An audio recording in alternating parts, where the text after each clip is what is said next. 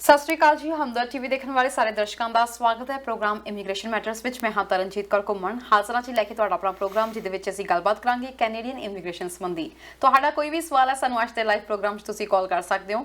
ਕੋਸ਼ਿਸ਼ ਕਰਾਂਗੇ ਕਿ ਇਮੀਗ੍ਰੇਸ਼ਨ ਸੰਬੰਧੀ ਤੁਹਾਡੇ ਲਾਈਵ ਸਵਾਲਾਂ ਦੇ ਵੀ ਅਸੀਂ ਲਾਈਵ ਜਵਾਬ ਦਈਏ, ਤੇ ਨਾਲ ਦੀ ਨਾਲ ਜਿਹੜੇ ਅੱਜ ਇਸ ਵਕਤ ਤਾਜ਼ਾ ਅਪਡੇਟਸ ਆਈਆਂ ਨੇ ਕੈਨੇਡੀਅਨ ਇਮੀਗ੍ਰੇਸ਼ਨ ਨੂੰ ਲੈ ਕੇ, ਉਹਦੇ ਬਾਰੇ ਵੀ ਤੁਹਾਨੂੰ ਜਾਣਕਾਰੀ ਦਿੱਤੀ ਜਾਵੇ। ਦਸੰਬਰ ਦੇ ਮਹੀਨੇ ਵਿੱਚ ਕਈ ਨਵੀਆਂ ਜਿਹੜੀਆਂ ਇਮੀਗ੍ਰੇਸ਼ਨ ਦੇ ਖੇਤਰ ਵਿੱਚ ਖਬਰਾਂ ਸਾਹਮਣੇ ਆ ਰਹੀਆਂ ਨੇ, ਨਵੀਆਂ ਪਾਲਿਸੀਜ਼ ਦੇ ਬਾਰੇ ਵਿੱਚ ਪਤਾ ਲੱਗ ਰਿਹਾ, ਨਵੇਂ डिसीजन ਲਏ ਜਾ ਰਹੇ ਨੇ। ਕੀ ਨੇ ਉਹ ਸਭ ਕੁਝ ਤੁਹਾਨੂੰ ਇਸ ਪ੍ਰੋਗਰਾਮ ਦੇ ਵਿੱਚ ਜਾਣਕਾਰੀ ਦੇਵਾਂਗੇ। ਇਸ ਤੋਂ ਇਲਾਵਾ ਸਟੂਡੈਂਟਸ ਦੇ ਬਾਰੇ ਵਿੱਚ ਗੱਲਬਾਤ ਕਰਾਂਗੇ। ਜੇਕਰ ਤੁਸੀਂ ਇਸ ਵਕਤ ਇੰਟਰਨੈਸ਼ਨਲ ਸਟੂਡੈਂਟ ਹੋ, ਕੈਨੇਡਾ ਵਿੱਚ ਆਪਣਾ ਸਕੋਪ ਤਲਾਸ਼ ਰਹੇ ਹੋ ਤੇ ਖਾਸ ਤੌਰ ਤੇ ਕੈਨੇਡੀਅਨ ਸਟੂਡੈਂਟ ਵੀਜ਼ਾ ਦੇ ਲਈ ਤੁਸੀਂ ਅਪਲਾਈ ਕਰਨਾ ਚਾਹੁੰਦੇ ਹੋ, ਇਹਨਾਂ ਗੱਲਾਂ ਦਾ ਤੁਸੀਂ ਖਾਸ ਖਿਆਲ ਰੱਖਣਾ ਹੈ। ਕੋਈ ਤੁਹਾਡਾ ਸਟੱਡੀ ਵੀਜ਼ਾ ਰਿਫਿਊਜ਼ ਹੋ ਚੁੱਕਿਆ ਵਾ ਤੇ ਦੁਬਾਰਾ ਲਗਾਉਣਾ ਚਾਹੁੰਦੇ ਹੋ, ਦੁਬਾਰਾ ਲਗਾਉਣ ਤੋਂ ਪਹਿਲਾਂ ਅੱਜ ਦਾ ਇਹ ਪ੍ਰੋਗਰਾਮ ਜ਼ਰੂਰ ਦੇਖ ਲਿਓ ਤੇ ਉਸ ਤੋਂ ਬਾਅਦ ਤੁਸੀਂ ਆਪਣਾ ਸਟੱਡੀ ਵੀਜ਼ਾ ਅਪਲਾਈ ਕਰਿਓ, ਕਿਉਂਕਿ ਤੁਹਾਨੂੰ ਕਾਫੀ ਕੰਮ ਦੀਆਂ ਗੱਲਾਂ ਇਸ ਪ੍ਰੋਗਰਾਮ ਦੇ ਵਿੱਚ ਦੱਸਣ ਜਾ ਰਹੇ ਹਾਂ। ਸੋ ਤੁਹਾਡੇ ਸਵਾਲਾਂ ਦੇ ਜਵਾਬ ਦੇਣ ਲਈ ਤੇ ਕੈਨੇਡੀਅਨ ਇਮੀਗ੍ਰੇਸ਼ਨ ਸੰਬੰਧੀ ਤਾਜ਼ਾ ਜਾਣਕਾਰੀ ਦੇਣ ਲਈ ਸਾਡੇ ਨਾਲ ਜੁੜ ਚੁੱਕੇ ਨੇ ਜੀ ਆਈਸੀਸੀ ਇਮੀਗ੍ਰੇਸ਼ਨ ਤੋਂ ਮਿਸਟਰ ਮਨੂ ਦੱਤਾ ਜੀ। ਸਵਾਗਤ ਹੈ ਸਰ। ਤਰਨ ਜੀ, ਥੈਂਕ ਯੂ ਵੈਰੀ ਮਚ। ਸਭ ਤੋਂ ਪਹਿਲਾਂ ਤਾਂ ਤੁਹਾਨੂੰ ਤੇ ਸਾਰੇ ਵਿਊਅਰਸ ਨੂੰ ਆਈਸੀਸੀ ਇਮੀਗ੍ਰੇਸ਼ਨ ਦੀ ਸਮੁੱਚੀ ਟੀਮ ਵੱਲੋਂ MD Manu Datta and RD Ripudaman Singh Dhillon ਵੱਲੋਂ ਸਤਿ ਸ਼੍ਰੀ ਅਕਾਲ, ਨਮਸਕਾਰ ਤੇ ਆਦਾਬ and thank you very much for having us on air. ਕੀ ਹਾਲ ਚਾਲ ਨੇ ਸਰ? ਤਰਨ ਜੀ ਆਲ ਗੁੱਡ, ਤੁਸੀਂ ਸੁਣਾਓ ਕੀ ਹਾਲ ਚਾਲ ਹੈ ਤੁਹਾਡੇ? ਬਹੁਤ ਵਧੀਆ ਸਰ। ਤੇ ਆਪਾਂ ਗੱਲਬਾਤ ਕਰ ਰਹੇ ਹਾਂ ਅੱਜ ਕੈਨੇਡੀਅਨ ਇਮੀਗ੍ਰੇਸ਼ਨ ਸੰਬੰਧੀ। ਆਹ ਜਦੋਂ ਦਾ ਨਵੰਬਰ ਦਸੰਬਰ ਆਇਆ ਤੇ ਇਮੀਗ੍ਰੇਸ਼ਨ ਦੇ ਵਿੱਚ ਵੀ ਕਾਫੀ ਨਵੀਆਂ ਅਪਡੇਟਸ ਆਉਣੀਆਂ ਸ਼ੁਰੂ ਹੋ ਚੁੱਕੀਆਂ ਨੇ। ਇਸ ਤੋਂ ਪਹਿਲਾਂ ਕਿ ਅਪਡੇਟਸ ਆਉਣ ਤੇ ਅਗਲਾ ਬੈਚ ਵੀ ਸ਼ੁਰੂ ਹੋਣ ਵਾਲਾ ਵਾ, ਬਹੁਤ ਸਾਰੇ ਸਟੂਡੈਂਟਸ ਅਜਿਹੇ ਹੁੰਦੇ ਆ ਜਿਨ੍ਹਾਂ ਦਾ ਕਿ ਡ੍ਰੀਮ ਡੈਸਟੀਨੇਸ਼ਨ ਹੁੰਦਾ ਕੈਨੇਡਾ। ਇਸ ਵਕਤ ਸਭ ਦੇ ਲਈ ਹੌਟ ਟੌਪਿਕ ਬਣਿਆ ਹੋਇਆ। ਮੈਂ ਬੀਤੇ ਦਿਨ ਇੱਕ ਨਿਊਜ਼ ਦੇਖਦੀ ਪਈ ਸੀ, ਕਹਿੰਦੇ ਆਸਟ੍ਰੇਲੀਆ ਯੂਐਸ ਤੋਂ ਵੀ ਹੁਣ ਸਟੂਡੈਂਟਸ ਜਿਹੜੇ ਨੇ ਉੱਥੋਂ ਦੀ ਛੱਡ ਕੇ ਕੈਨੇਡਾ ਵੱਲ ਨੂੰ ਅਪਲਾਈ ਕਰ ਰਹੇ ਨੇ, ਕਿਉਂਕਿ ਕੈਨੇਡਾ ਦੇ ਵਿੱਚ ਅੱਗੇ ਉਹਨਾਂ ਨੂੰ ਆਪਣਾ ਸਕੋਪ ਜ਼ਿਆਦਾ ਬੈਟਰ ਲੱਗ ਰਿਹਾ। ਬਟ ਇਹ ਨਹੀਂ ਪਤਾ ਲੱਗਦਾ ਸਟਾਰਟਿੰਗ ਦੇ ਵਿੱਚ ਜਦੋਂ ਕਰਦੇ ਆ, ਕਈ ਵਾਰੀ ਏਜੰਟਸ ਦੇ ਹੱਥੇ ਚੜ ਜਾਂਦੇ ਆ, ਰਿਫਿਊਜ਼ਲਸ ਆ ਜਾਂਦੀਆਂ ਨੇ। ਜਦੋਂ ਵੀ ਕਿਸੇ ਸਟੂਡੈਂਟ ਨੇ ਕੈਨੇਡਾ ਦਾ ਸਟੱਡੀ ਵੀਜ਼ਾ ਲਈ ਅਪਲਾਈ ਕਰਨਾ ਆ, ਸਭ ਤੋਂ ਪਹਿਲਾਂ ਕਿਹੜੀਆਂ ਚੀਜ਼ਾਂ ਜ਼ਰੂਰੀ ਨੇ? ਪਹਿਲੇ ਤਾਂ ਤਰਨ ਜੀ ਕਿ ਸਟੱਡੀ ਵੀਜ਼ਾ ਦੀ ਇੰਟਰਨੈਸ਼ਨਲ ਸਟੂਡੈਂਟਸ ਦੀ ਬਹੁਤ ਵੱਡੀ ਇੰਡਸਟਰੀ ਹੈਗੀ ਹੈ। ਬਿਕੋਜ਼ ਇੰਡਸਟਰੀ ਇਸ ਵਾਸਤੇ ਬਿਕੋਜ਼ ਸਾਰੀ ਕਾਲਜਿਸ ਯੂਨੀਵਰਸਿਟੀਜ਼ ਇਹਨਾਂ ਨੂੰ ਬਿਜ਼ਨਸ ਤਰੀਕੇ ਨਾਲ ਵੀ ਰਹਿੰਦੀ ਹੈ। ਐਜੂਕੇਸ਼ਨ ਤਾਂ ਇੰਪਾਰਟ ਕਰਦੇ ਹੀ ਹੈਗੇ ਨੇ, but it is a business as well. And ਹਰ ਸਾਲ ਤਕਰੀਬਨ $23 ਬਿਲੀਅਨ ਕੈਨੇਡਾ ਦੇ ਵਿੱਚ ਇੰਟਰਨੈਸ਼ਨਲ ਸਟੂਡੈਂਟਸ ਲੈ ਕੇ ਆਉਂਦੇ ਨੇ ਐਡਮਿਸ਼ਨ ਦੇ ਰਾਹੀਂ ਐਂਡ ਆਪਣੀ ਫੀਸਿਸ ਦੇ ਰਾਹੀਂ। ਉਸ ਤੋਂ ਬਾਅਦ ਜਿਹੜੀ ਟੌਪ ਕੰਟਰੀ ਹੈਗੀ ਹੈ ਸਟੂਡੈਂਟ ਡੈਸਟੀਨੇਸ਼ਨ, ਉਹ ਹੈਗੀ ਯੂਐਸ ਦੇ ਵਿੱਚ ਮੈਕਸਿਮਮ ਨੰਬਰ ਆਫ ਸਟੂਡੈਂਟਸ ਜਾਂਦੇ ਨੇ। Number 2 is Australia, number 3 is Canada at this moment. ਤੇ ਕੈਨੇਡਾ ਦੇ ਵਿੱਚ ਵੀ ਤਕਰੀਬਨ 6.5 ਲੱਖ ਤੋਂ ਲੈ ਕੇ 7.5 ਲੱਖ ਦੇ ਵਿੱਚ international students, because of Covid ਦੇ ਟਾਈਮ ਦੇ ਵਿੱਚ ਥੋੜਾ ਜਿਹਾ ਫਰਕ ਪਿਆ, 7.5 ਲੱਖ ਦੇ ਆਸ-ਪਾਸ ਇੰਟਰਨੈਸ਼ਨਲ ਸਟੂਡੈਂਟਸ ਦੀ ਅਸੀਂ ਲੈਣੇ ਹੈਗੇ ਤਕਰੀਬਨ। ਐਂਡ ਅੱਜ ਦੀ ਤਰੀਕ ਦੇ ਵਿੱਚ ਕੈਨੇਡਾ ਹੈਜ਼, ਤੁਸੀਂ ਬਿਲਕੁਲ ਠੀਕ ਕਿਹਾ, it has emerged as a destination of choice. ਉਹਦਾ ਰੀਜ਼ਨ ਕੀ ਹੈਗਾ ਕਿ ਯੂਐਸ ਦੇ ਵਿੱਚ ਇਮੀਗ੍ਰੇਸ਼ਨ ਮਿਲਣੀ ਬਹੁਤ ਮੁਸ਼ਕਲ ਹੈਗੀ ਹੈ। ਆਸਟ੍ਰੇਲੀਆ, ਨਿਊਜ਼ੀਲੈਂਡ ਵਾਸਤੇ ਵੀ ਅੱਜ ਦੀ ਤਰੀਕ ਦੇ ਵਿੱਚ ਕੁਝ ਸਪੈਸੀਫਿਕ ਪ੍ਰੋਗਰਾਮਸ, ਕੁਝ ਸਪੈਸੀਫਿਕ ਡਿਗਰੀਜ਼, ਕੁਝ ਸਪੈਸੀਫਿਕ ਫੀਲਡਸ ਹੈਗੇ ਨੇ ਜਿਨ੍ਹਾਂ ਵਿੱਚ ਤੁਹਾਡੀ ਇਮੀਗ੍ਰੇਸ਼ਨ ਹੁੰਦੀ ਹੈ। ਅਦਰਵਾਈਜ਼ ਉਹ ਸਟੂਡੈਂਟਸ ਲਟਕਦੇ ਰਹਿੰਦੇ ਨੇ। ਕੈਨੇਡਾ ਇੱਕ ਇਹੋ ਜਿਹਾ ਕੰਟਰੀ ਹੈਗਾ ਜਿਹੜਾ ਦੋਵੇਂ ਹੱਥੇ ਖੋਲ ਕੇ ਸਟੂਡੈਂਟਸ ਨੂੰ ਕਹਿੰਦਾ ਕਿ ਸਾਡੇ ਕੋਲ ਆਓ ਕੇ ਪੜ੍ਹੋ, ਆਪਣੇ ਇਮੀਗ੍ਰੇਸ਼ਨ ਲਓ ਐਂਡ ਇੱਥੇ ਸੈਟਲ ਹੋ। ਸੋ ਉਹਦੇ ਨਾਲ ਇੱਕ ਪੇਰੈਂਟਸ ਦੀ, ਗ੍ਰੈਂਡ ਪੇਰੈਂਟਸ ਦੀ ਵੀ ਆਪਸ਼ਨ ਖੁੱਲ ਜਾਂਦੀ ਹੈ ਕੈਨੇਡਾ ਦੇ ਵਿੱਚ। ਯੂਐਸਏ ਦੇ ਵਿੱਚ ਇਹ ਆਪਸ਼ਨ ਨਹੀਂ ਐਗਜ਼ਿਸਟ ਕਰਦੀ, ਯੂਰਪ ਦੇ ਵਿੱਚ ਇਹ ਚੀਜ਼ ਨਹੀਂ ਐਗਜ਼ਿਸਟ ਕਰਦੀ, ਆਸਟ੍ਰੇਲੀਆ ਨਿਊਜ਼ੀਲੈਂਡ ਦੇ ਵਿੱਚ ਪੇਰੈਂਟਸ, ਗ੍ਰੈਂਡ ਪੇਰੈਂਟਸ ਦੀ ਉਨੀ ਆਸਾਨ ਨਹੀਂ ਹੈਗੀ। It is very difficult. So Canada ਹਰ ਪੱਖੋਂ ਅਟਰੈਕਟ ਕਰਦਾ ਹੈਗਾ ਸਟੂਡੈਂਟਸ ਨੂੰ। ਅਸੀਂ ਫੀਸ ਦੀ ਗੱਲ ਕਰੀਏ, ਫੀਸਿਸ ਬੜੀਆਂ ਰੀਜ਼ਨੇਬਲ ਹੈਗੀਆਂ। ਜੇ ਅਸੀਂ ਕਮਿਊਨਿਟੀ ਕਾਲਜ ਦੀ ਗੱਲ ਕਰੀਏ ਤੇ 13,000 ਤੋਂ ਲੈ ਕੇ 18,000 ਦੇ ਵਿੱਚ ਨਾਰਮਲੀ ਫੀਸ ਵੇਰੀ ਕਰਦੀਆਂ ਹੈਗੀਆਂ। ਯੂਨੀਵਰਸਿਟੀਜ਼ ਦੀ ਫੀਸ 25,000 ਤੋਂ ਲੈ ਕੇ 45,000 ਤੱਕ ਵੇਰੀ ਕਰਦੀਆਂ। ਸੋ ਆਹ ਨਾਰਮਲ ਫੀਸਿਸ ਹੈਗੀਆਂ। ਸੋ ਜਦੋਂ ਵੀ ਕਿਸੇ ਇੰਟਰਨੈਸ਼ਨਲ ਸਟੂਡੈਂਟ ਨੇ ਅਪਲਾਈ ਕਰਨਾ ਹੈ ਕੈਨੇਡਾ ਵਾਸਤੇ, ਤੇ ਅਸੀਂ ਉਹਨਾਂ ਨੂੰ ਕਹਿੰਦੇ ਕਿ 4-5 ਚੀਜ਼ਾਂ ਤੁਹਾਡੀਆਂ ਜ਼ਰੂਰ ਹੋਣੀਆਂ ਚਾਹੀਦੀਆਂ। ਪਹਿਲਾਂ ਤਾਂ ਤੁਹਾਡੇ ਕੋਲ ਲੈਂਗੁਏਜ ਦੀ ਟੈਸਟ ਜ਼ਰੂਰ ਦਿੱਤਾ ਹੋਣਾ ਚਾਹੀਦਾ, ਬਿਕੋਜ਼ ਜਦੋਂ ਵੀ ਤੁਹਾਨੂੰ ਕੈਨੇਡੀਅਨ ਕਾਲਜ, ਕੋਈ ਯੂਨੀਵਰਸਿਟੀ ਐਕਸੈਪਟ ਕਰੇਗੀ ਤੇ ਤੁਹਾਡੇ ਕੋਲ ਲੈਂਗੁਏਜ ਦਾ ਐਗਜ਼ਾਮ ਹੋਣਾ ਚਾਹੀਦਾ, ਜਾਂ ਤੇ ਫ੍ਰੈਂਚ ਦਾ ਜਾਂ ਇੰਗਲਿਸ਼ ਦਾ। ਹੁਣ ਇੰਗਲਿਸ਼ ਦੇ ਵਾਸਤੇ ਪਹਿਲੇ ਟੋਫਲ ਬਹੁਤ ਜ਼ਿਆਦਾ ਪ੍ਰੈਵਲੈਂਟ ਸੀਗਾ, ਟੋਫਲ ਹਰ ਬੱਚਾ ਟੋਫਲ ਕਰਨ ਤੁਰ ਪੈਂਦਾ ਸੀਗਾ। ਉਸ ਤੋਂ ਬਾਅਦ ਆਈਲੈਟਸ ਦੀ ਇੱਕ ਕੀ ਕਹਿੰਦੇ ਪ੍ਰਚਲਤਾ ਬਹੁਤ ਜ਼ਿਆਦਾ ਵੱਧ ਗਈ ਐਂਡ ਸਟੂਡੈਂਟਸ ਆਈਲੈਟਸ ਵਾਲੇ ਪਾਸੇ ਹੋ ਗਏ। ਹੁਣ ਆਈਲੈਟਸ ਤੋਂ ਇਲਾਵਾ ਵੀ ਹੋਰ ਕੁਝ ਐਗਜ਼ਾਮਸ ਹੈਗੇ ਨੇ, ਕੁਝ ਯੂਨੀਵਰਸਿਟੀਜ਼, ਕੁਝ ਕਾਲਜਿਸ ਪ੍ਰੈਫਰ ਕਰਦੇ, ਈਵਨ ਪੀਟੀਈਓ ਹੋਵੇ ਤੇ ਉਹ ਵੀ ਐਕਸੈਪਟ ਕਰਦੇ ਨੇ। Duolingo is another one which is widely accepted. ਅੱਜ ਦੀ ਤਰੀਕ ਦੇ ਵਿੱਚ ਤਰਨ ਜੀ ਬਹੁਤ ਸਾਰੇ ਸਾਡੇ ਕੋਲ ਸਟੂਡੈਂਟਸ ਆਉਂਦੇ ਨੇ ਜਿਹੜੇ ਕਹਿੰਦੇ ਨੇ ਜੀ ਆਈਲੈਟਸ ਦੇ ਵਿੱਚ ਸਾਡੇ 5.5 ਰਹਿ ਗਏ ਜਾਂ 5 ਆ ਗਏ ਤੇ ਅਸੀਂ ਆਈਲੈਟਸ ਹੋ ਨਹੀਂ ਰਿਹਾ, ਉਹਨੇ 6.5 ਬੈਂਡ ਦੀ ਰਿਕੁਆਇਰਮੈਂਟ ਜਾਂ 6 ਬੈਂਡ ਦੀ ਰਿਕੁਆਇਰਮੈਂਟ ਅਸੀਂ ਮੀਟ ਨਹੀਂ ਕਰ ਪਾ ਰਹੇ। ਤੇ ਅੱਛੀ ਕਮਿਊਨਿਟੀ, ਅੱਛੀ ਯੂਨੀਵਰਸਿਟੀ ਤੁਹਾਨੂੰ, ਜੇ ਤੁਸੀਂ ਗ੍ਰੇਡ 12 ਤੋਂ ਬਾਅਦ ਆ ਰਹੇ ਹੋ, ਪੋਸਟ ਸੈਕੰਡਰੀ ਕੋਰਸਿਸ ਦੇ ਵਿੱਚ ਆ ਰਹੇ ਹੋ, ਤਾਂ 6 ਬੈਂਡਸ ਤੁਹਾਨੂੰ ਚਾਹੀਦੇ ਨੇ ਵਿਦ ਨਨ ਲੈਸ ਦੈਨ 5.5। ਠੀਕ ਹੈ। ਐਂਡ ਬਹੁਤਾਂ ਦਾ ਤਾਂ ਹੈਗਾ 6 ਵੀ ਓਵਰਆਲ ਵੀ ਚਾਹੀਦੇ ਨੇ ਤੇ ਨਨ ਲੈਸ ਦੈਨ 6 ਵੀ ਚਾਹੀਦੇ ਨੇ। ਤੇ ਜੇ ਪੋਸਟ ਗ੍ਰੈਜੂਏਸ਼ਨ ਤੋਂ ਬਾਅਦ ਆ ਰਹੇ ਹੋ, ਪੋਸਟ ਗ੍ਰੈਡ ਕੋਰਸਿਸ ਦੇ ਵਿੱਚ ਆ ਰਹੇ ਹੋ, ਤਾਂ ਤੁਹਾਡੇ 6.5 ਓਵਰਆਲ ਹੋਣੇ ਚਾਹੀਦੇ with nun less than 6। Duolingo ਇੱਕ ਇਹੋ ਜਿਹਾ ਐਗਜ਼ਾਮ ਹੈਗਾ ਤਰਨ, ਜਿਹਦੇ ਵਿੱਚ ਤੁਸੀਂ ਪਹਿਲੀ ਗੱਲ ਤਾਂ 2 ਦਿਨਾਂ ਦੇ ਵਿੱਚ ਰਿਜ਼ਲਟ ਆ ਜਾਂਦਾ ਹੈਗਾ। ਸੋ 8 ਆਵਰਸ ਦੇ ਅੰਦਰ ਤੁਹਾਡੇ ਕੋਲ ਰਿਜ਼ਲਟ ਆ ਗਿਆ। ਉਹਦੀ ਜਿਹੜੀ ਫੀਸ ਹੈਗੀ ਹੈ ਤਕਰੀਬਨ $50 ਦੇ ਆਸ-ਪਾਸ ਹੈਗੀ ਹੈ, ਜਦ ਕਿ ਤੁਸੀਂ ਆਈਲੈਟਸ ਦੇਣ ਜਾਂਦੇ ਹੋ, ਬਾਕੀ ਐਗਜ਼ਾਮਸ ਦੇਣ ਜਾਂਦੇ ਹੋ, $150 ਤੋਂ ਲੈ ਕੇ $250 ਦੇ ਵਿੱਚ ਤੁਸੀਂ ਫੀਸ ਪੇ ਕਰਦੇ ਹੈਗੇ ਹੋ। ਸੋ ਡੂਓਲਿੰਗੋ ਦੀ ਫੀਸ ਵੀ ਘੱਟ ਹੈਗੀ ਹੈ, ਰਿਲੇਟਿਵਲੀ 2 ਐਗਜ਼ਾਮਸ ਹੈਗੇ ਨੇ, ਉਹਦੇ ਵਿੱਚ ਤੁਹਾਡੇ ਮਾਰਕਸ ਪੁਆਇੰਟਸ ਵੀ ਜ਼ਿਆਦਾ ਆ ਜਾਂਦੇ ਨੇ, ਐਂਡ ਉਹਦੇ ਨਾਲ ਤੁਹਾਡੀ ਐਕਸੈਪਟੈਂਸ ਕਾਲਜ ਤੇ ਯੂਨੀਵਰਸਿਟੀਜ਼ ਦੀ ਵੱਧ ਜਾਂਦੀ ਹੈਗੀ। ਸੋ ਬੱਚਿਆਂ ਨੂੰ ਮੈਂ ਕਹੂੰਗਾ ਕਿ ਜਿਹੜੇ ਬੱਚੇ ਦੇ ਆਈਲੈਟਸ ਐਕੈਡੈਮਿਕ ਦੇ ਵਿੱਚ ਉਹਨੇ ਅੱਛੇ ਬੈਂਡਸ ਨਹੀਂ ਆ ਪਾ ਰਹੇ, they should go in for Duolingo. ਇਹ ਮਾਨਤਾ ਪ੍ਰਾਪਤ ਹੈ ਇੱਥੇ ਕੈਨੇਡਾ ਵਿੱਚ। ਬਹੁਤ ਸਾਰੇ ਕਾਲਜਸ, ਬਹੁਤ ਸਾਰੀ ਯੂਨੀਵਰਸਿਟੀਜ਼ ਉਹਨੂੰ ਐਕਸੈਪਟ ਕਰਦੇ ਨੇ। ਸੋ ਇਮੀਗ੍ਰੇਸ਼ਨ ਪਰਪਸ ਵਾਸਤੇ ਨਹੀਂ, ਉਹ ਅਸੀਂ ਬਾਅਦ ਚੋਂ ਗੱਲ ਕਰਾਂਗੇ। ਅੱਜ ਦੀ ਤਰੀਕ ਦੇ ਵਿੱਚ ਸਟੱਡੀ ਪਰਮਿਟ ਤੇ ਆਣਾ, ਸੋ ਸਟੱਡੀ ਪਰਮਿਟ ਦੀ ਗੱਲ ਕਰਾਂਗੇ। ਸੋ ਸਟੱਡੀ ਪਰਮਿਟ ਦੇ ਵਾਸਤੇ ਡੂਓਲਿੰਗੋ ਵਾਸਤੇ ਜਾਓ, 2 ਦਿਨ ਦੇ ਵਿੱਚ ਰਿਜ਼ਲਟ ਲੈ ਲਓ, ਅੱਛੀ ਤਰ੍ਹਾਂ ਐਗਜ਼ਾਮ ਦਿਓ, ਤੁਸੀਂ ਆਰਾਮ ਨਾਲ ਐਕਸੈਪਟ ਹੋ ਜਾਓਗੇ, ਯੂਨੀਵਰਸਿਟੀਜ਼ ਵੀ ਐਕਸੈਪਟ ਕਰਨਗੀਆਂ, ਕਾਲਜਸ ਵੀ। ਤੇ why do you want to waste your time on IELTS ਜੇ ਤੁਹਾਡੇ ਬੈਂਡਸ ਨਹੀਂ ਆ ਪਾ ਰਹੇ ਉੱਥੇ? ਤਾਂ ਬਿਲਕੁਲ, ਇਹ ਤਾਂ ਤੁਸੀਂ ਲੈਂਗੁਏਜ ਬੈਰੀਅਰ ਦੀ ਗੱਲ ਕੀਤੀ ਹੈ ਕਿ ਇਹਨੂੰ ਤੁਸੀਂ ਕਿਸ ਤਰੀਕੇ ਨਾਲ ਕ੍ਰਾਸ ਕਰ ਸਕਦੇ ਹੋ। ਕੁਝ ਅਜਿਹੇ ਟੈਸਟ ਹੈਗੇ ਜੇ ਤੁਸੀਂ ਸਟੱਡੀ ਵੀਜ਼ਾ ਤੇ ਆਉਣਾ ਚਾਹੁੰਦੇ ਹੋ ਤਾਂ ਉਹਦੇ ਲਈ ਮਾਨਤਾ ਹੈ ਉਹਨਾਂ ਨੂੰ। ਤੇ ਦੂਜੇ ਪਾਸੇ ਜੇ ਗੱਲ ਕਰੀਏ ਸਰ ਇਹਦੇ ਵਿੱਚ ਕੀ, ਜਦੋਂ ਆਪਾਂ ਗੱਲ ਕਰਦੇ ਹਾਂ ਕਿ ਕਿਵੇਂ ਬੈਟਰ ਹੈ, ਜਿਹੜੇ +2 ਦੇ ਸਟੂਡੈਂਟਸ ਆਉਂਦੇ ਆ ਉਹਨਾਂ ਦੇ ਲਈ ਕੀ ਡਾਕੂਮੈਂਟਸ ਵਗੈਰਾ ਸਾਰਾ ਕੁਝ ਚਾਹੀਦਾ ਹੋਏਗਾ, ਐਲੀਜੀਬਿਲਟੀ ਕ੍ਰਾਈਟੇਰੀਆ ਕੀ ਹੋਏਗਾ, ਜਾਂ ਜਿਹੜੇ ਗ੍ਰੈਜੂਏਸ਼ਨ ਕਰਕੇ ਆਉਂਦੇ ਆ ਉਹਨਾਂ ਦਾ ਐਲੀਜੀਬਿਲਟੀ ਕ੍ਰਾਈਟੇਰੀਆ? ਤਰਨ ਜੀ, ਅੱਜ ਦੀ ਤਰੀਕ ਦੇ ਵਿੱਚ ਨਾ ਕਾਲਜਸ ਜਾਂ ਯੂਨੀਵਰਸਿਟੀਜ਼ ਦੇ ਕੋਲ ਇੰਨੀਆਂ ਕਿ ਐਪਲੀਕੇਸ਼ਨਸ ਆ ਰਹੀਆਂ ਹੈਗੀਆਂ ਕਿ ਉਹ ਪਹਿਲੇ ਤਾਂ ਕਰੀਮ ਪਿਕ ਕਰਦੇ ਨੇ। ਸੋ ਜਿਹਦੇ ਮੈਕਸਿਮਮ ਮਾਰਕਸ ਹੋਣਗੇ ਸਬਜੈਕਟਸ ਦੇ ਵਿੱਚ, ਮਾਰਕ ਸ਼ੀਟਸ ਦੇ ਵਿੱਚ, ਤੇ ਆਈਲੈਟ ਦੇ ਵਿੱਚ ਮੈਕਸਿਮਮ ਬੈਂਡਸ ਹੋਣਗੇ, ਪਹਿਲੇ ਤੇ ਉਹਨਾਂ ਨੂੰ ਐਡਮਿਸ਼ਨ ਮਿਲ ਜਾਂਦੀ ਹੈ। ਉਸ ਤੋਂ ਬਾਅਦ ਥੱਲੇ ਆਂਦੇ ਬਾਕੀ ਮੇਰੇ ਵਰਗੇ ਸਟੂਡੈਂਟਸ ਜਿਹੜੇ 5.5-6 ਬੈਂਡ ਤੱਕ ਰਹਿ ਗਏ, ਉਹਨਾਂ ਨੂੰ ਐਡਮਿਸ਼ਨਸ ਮਿਲਦੀਆਂ।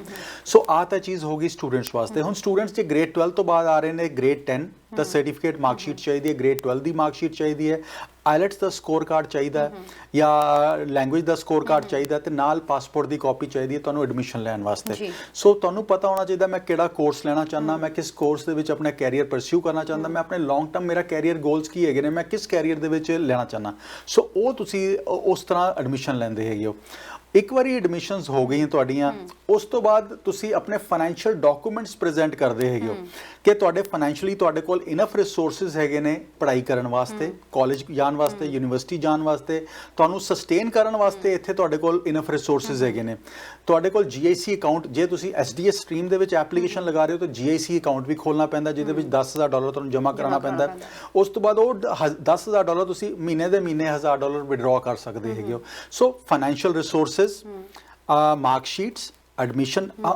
ਅੱਛਾ, ਕਾਲਜ ਕੱਲਾ ਐਡਮਿਸ਼ਨ ਲੈਟਰ, ਪਹਿਲੇ ਕੀ ਹੁੰਦਾ, ਪਹਿਲੇ ਤਾਂ ਤੁਹਾਨੂੰ ਜਦੋਂ ਤੁਸੀਂ ਅਪਲਾਈ ਕਰਦੇ ਹੋ ਤਾਂ ਕਾਲਜ ਆਫਰ ਲੈਟਰ ਦੇ ਦਿੰਦਾ। ਆਫਰ ਲੈਟਰ ਤੋਂ ਬਾਅਦ ਤੁਸੀਂ ਫੀਸ ਜਮ੍ਹਾਂ ਕਰਾਉਂਦੇ ਹੈਗੇ ਹੋ, ਫਿਰ ਕਾਲਜ ਤੁਹਾਨੂੰ ਐਕਸੈਪਟੈਂਸ ਲੈਟਰ ਦਿੰਦਾ ਉਸ ਕੋਰਸ ਦੀ। ਸਰ ਕਾਲਜ ਜਦੋਂ ਸਿਲੈਕਟ ਕਰਨਾ, ਕਾਲਜ ਕੀ ਦੇਖ ਕੇ ਸਿਲੈਕਟ ਕੀਤਾ ਜਾਵੇ? ਜਦੋਂ ਕਾਲਜ ਸਿਲੈਕਟ ਕਰਦੇ ਕਈ ਵਾਰੀ ਇੱਥੇ ਆ ਕੇ ਪਤਾ ਲੱਗਦਾ ਕਿ ਇਹ ਕਾਲਜ ਤੋਂ ਤੁਸੀਂ ਐਡਮਿਸ਼ਨ ਤਾਂ ਲੈ ਲਈ ਹੈ ਪਰ ਅੱਗੇ ਪੋਸਟ ਗ੍ਰੈਡ ਵਰਕ ਪਰਮਿਟ ਲਈ ਐਲੀਜੀਬਲ ਨਹੀਂ ਹੈਗੀ। ਸੋ ਕਾਲਜ ਸਿਲੈਕਟ ਕਰਨ ਵੇਲੇ ਕਿਹੜੀ ਗੱਲਾਂ ਦਾ ਖਾਸ ਖਿਆਲ ਰੱਖਿਆ ਜਾਵੇ? ਤਰਨ ਜੀ, ਪਹਿਲੀ ਗੱਲ ਤਾਂ ਜਦੋਂ ਵੀ ਇੰਟਰਨੈਸ਼ਨਲ ਸਟੂਡੈਂਟ ਆਉਂਦਾ ਉਹ ਉਸੇ ਕਾਲਜ, ਉਸ ਯੂਨੀਵਰਸਿਟੀ, ਉਸ ਇੰਸਟੀਚਿਊਟ ਤੋਂ ਆਉਂਦਾ ਜਿੱਥੇ DLI ਹੋਵੇ, ਡੈਜ਼ਿਗਨੇਟਿਡ ਲਰਨਿੰਗ ਇੰਸਟੀਚਿਊਟ। ਸੋ DLI ਹਰ ਇੱਕ ਜਿਹੜਾ ਵੀ ਈਵਨ ਕੈਰੀਅਰ ਕਾਲਜ ਹੈਗਾ ਉਹਨਾਂ ਕੋਲ ਵੀ DLI ਹੈਗੇ ਨੇ, ਯੂਨੀਵਰਸਿਟੀਜ਼ ਕੋਲ ਵੀ ਹੈਗੇ ਨੇ, ਕਮਿਊਨਿਟੀ ਕਾਲਜਸ ਕੋਲ ਵੀ ਹੈਗੇ ਨੇ।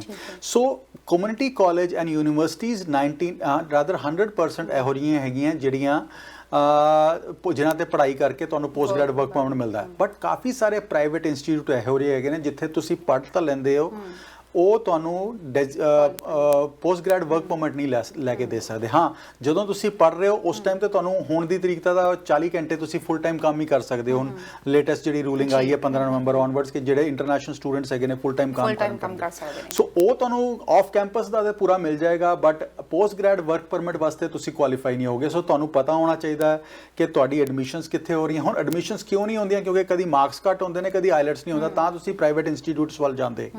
ਬਟ ਬਟ ਜੇ ਤੁਸੀਂ ਡੂਓਲਿੰਗੋ ਕੀਤਾ ਹੋਇਆ ਤੇ ਤੁਸੀਂ ਆਰਾਮ ਨਾਲ ਜਾ ਸਕਦੇ ਹੈਗੇ ਹੋ ਕਮਿਊਨਿਟੀ ਕਾਲਜ ਦੇ ਵਿੱਚ ਵੀ, ਫਿਰ ਤੁਹਾਨੂੰ ਦੂਜੇ ਇੰਸਟੀਚਿਊਟ ਤੇ ਜਾਣ ਦੀ ਲੋੜ ਹੀ ਨਹੀਂ ਹੈਗੀ।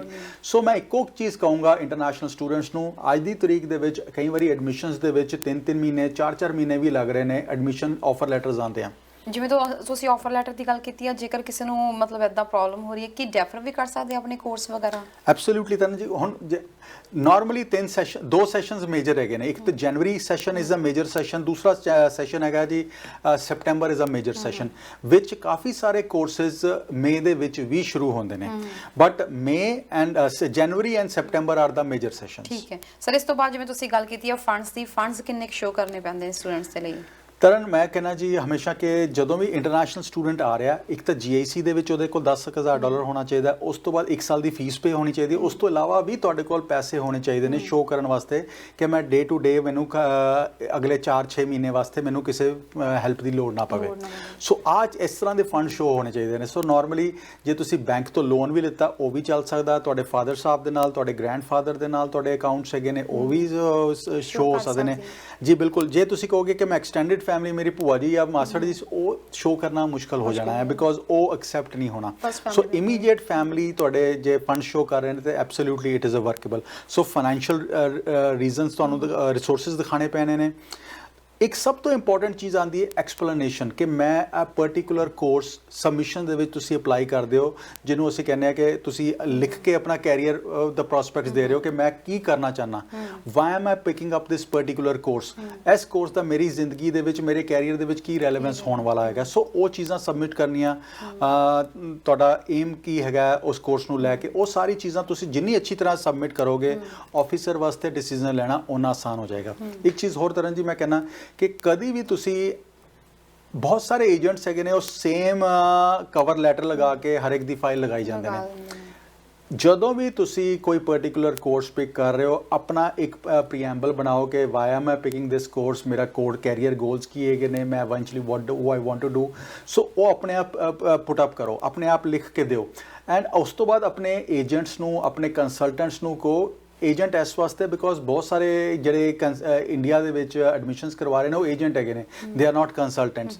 ਸੋ ਉਹਨਾਂ ਨੂੰ ਲਿਖ ਕੇ ਦਿਓ ਕਿ ਇਹਨੂੰ ਮੈਨੂੰ ਅੱਛੀ ਤਰ੍ਹਾਂ ਦਾ ਫੁੱਲ ਪ੍ਰੂਫ ਰੀਡਿੰਗ ਕਰਕੇ ਦਿਓ, ਇਹਦੇ ਜੋ ਇੰਪਰੂਵਮੈਂਟਸ ਕਰ ਸਕਦੇ ਹੋ ਉਹ ਕਰਕੇ ਦਿਓ, ਤਾਂ ਕਿ ਇੱਕ ਅੱਛੀ ਤਰ੍ਹਾਂ ਤੁਹਾਡਾ ਸਬਮਿਸ਼ਨ ਲੈਟਰ ਸਬਮਿਟ ਹੋਵੇ, ਤਾਂ ਕਿ ਆਫਿਸਰ ਨੂੰ ਕਲੀਅਰਲੀ ਨਜ਼ਰ ਆਵੇ ਕਿ ਇਹ ਪਰਟੀਕੂਲਰ ਕੋਰਸ ਕਿਉਂ ਲਿੱਤਾ ਜਾ ਰਿਹਾ।